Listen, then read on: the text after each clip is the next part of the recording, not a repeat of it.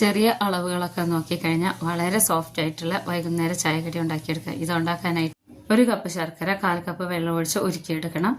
ഇനി ഒരു കടായിലേക്ക് ഞാനിവിടെ 3 കപ്പ് വെള്ളം ഒഴിച്ച് നന്നായിട്ട് തിളയ്ക്കാൻ വേണ്ടി വെക്കുന്നുണ്ട്.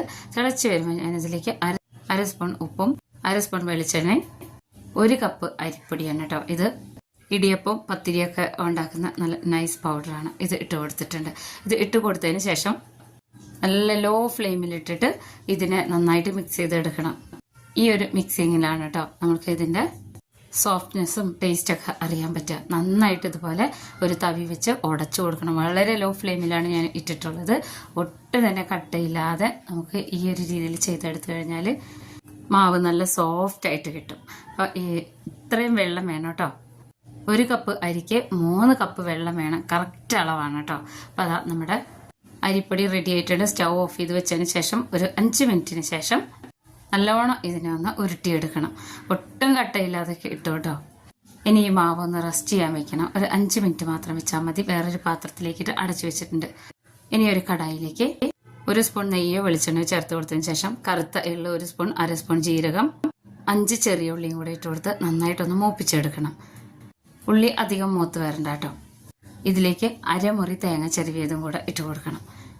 ഇനി ഇത് 3 കൂടെ നന്നായിട്ടൊന്ന് ചൂടാക്കി എടുക്കണം. തേങ്ങയുടെ ആ പച്ചമണമൊന്ന് ചെറുതായിട്ട് മാറി വരുന്നവരെ ഇളക്കി കൊടുക്കണം. ഇതിലേക്ക് ഇനി 1/2 സ്പൂണോളം ഏലക്ക ചതച്ചെടുത്തതും ഉരുക്കി വെച്ചിട്ടുള്ള ശർക്കര നന്നായിട്ട് ഈ ഒരു രീതിയിൽ അരിച്ചൊഴിച്ചു കൊടുക്കണം കേട്ടോ. ശർക്കര ഉരുക്കി ഒഴിക്കുമ്പോൾ കുറച്ചൊന്നിങ്ങനെ വെള്ളമുള്ള പോലെയൊക്കെ തോന്നും. അതൊന്ന് ചൂടാക്കി എടുത്തു കഴിഞ്ഞാൽ പെട്ടെന്ന് തന്നെ ഇങ്ങനെ ചിക്കി എടുക്കുന്ന പോലെ ആയിക്കിട്ടും. ഒരുപാട് ഡ്രൈ ആയി പോരുത്. അപ്പോൾ അതാ നമ്മുടെ ശർക്കര നന്നായിട്ട് തേങ്ങയിലൊക്കെ പിടിച്ചിട്ടുണ്ട്. ഇനി നമുക്ക് സ്റ്റൗ ഓഫ് ചെയ്ത് വെക്കാം. നല്ല പെർഫെക്റ്റ് ആയിട്ട് കിട്ടിയിട്ടുണ്ട്. ഇനി നമുക്ക് നേരത്തെ റെസ്റ്റ് ചെയ്യാൻ വെച്ചിട്ടുള്ള മാവ് എടുക്കാം.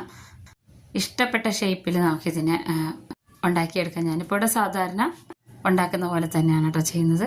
അപ്പോൾ ഇനി ഇതുപോലെ പരത്തി കൊടുത്തതിന് ശേഷം കുറച്ച് മാത്രം തേങ്ങയും ശർക്കരയും കൂട്ട് എടുത്ത് ഈ ഒരു രീതിയിൽ തന്നെ നമുക്കിങ്ങനെ അടച്ചു വെച്ച് ഇഷ്ടമുള്ള ഷേപ്പിൽ ഉണ്ടാക്കിയെടുക്കാം. ഞാനിപ്പോൾ ഇവിടെ സാധാരണ നമ്മുടെ കൊഴുക്കട്ട എങ്ങനെയാണോ അതേ രീതിയിൽ തന്നെയാണ് ഉണ്ടാക്കിയെടുക്കുന്നത് കേട്ടോ. നല്ല സോഫ്റ്റ് ആയിട്ടിരിക്കും. ഉള്ളിലൊന്നും ഒട്ടും തന്നെ വെള്ളമൊന്നും ഉണ്ടാവില്ല കേട്ടോ.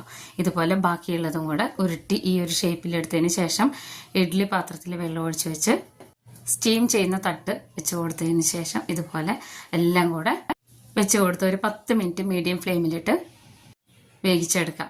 അപ്പോൾ 10 മിനിറ്റിന് ശേഷം നമുക്ക് തുറന്നു നോക്കാം. നല്ല രുചികരമായിട്ടുള്ള ട്രഡീഷണൽ കൊഴുക്കട്ട റെഡി ആയിട്ടുണ്ട് കേട്ടോ. നല്ല ടേസ്റ്റാണ്.